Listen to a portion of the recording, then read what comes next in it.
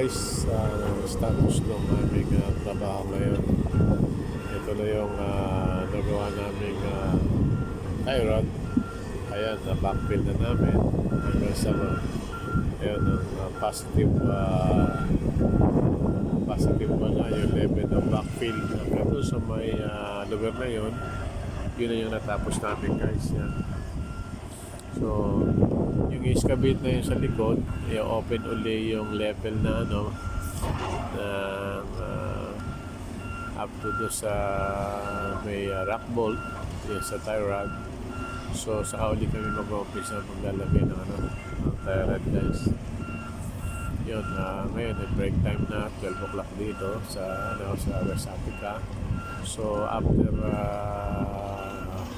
lunch itong ating excavator ay babalik uli mga 1 o'clock. So ayan, ino-open na uli nila yung area na yun para malagyan na uli ng tie rod. So ito kung makikita nyo to guys, itong may backfill na to ay tapos na namin lagyan ng tie rod. Ayan. So ang backfilling niyan, kung makikita nyo yung level ng beam, sa ilalim ng beam hanggang doon yung backfill.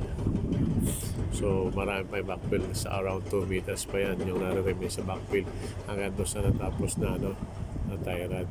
So excavation is continuous lang hanggang sa mabot doon sa 340 meters. Yan. Guys, yan na yung ating status ngayon ng excavation at saka ng tie rod. Yan.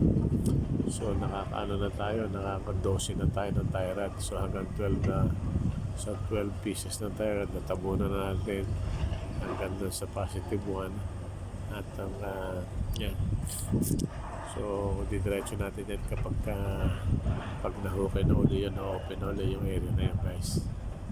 So yan lang muna at siguro bukas or makalawa. So today is Tuesday, mga Thursday, makapag-resume na uli kami ng installation ng tie rod guys.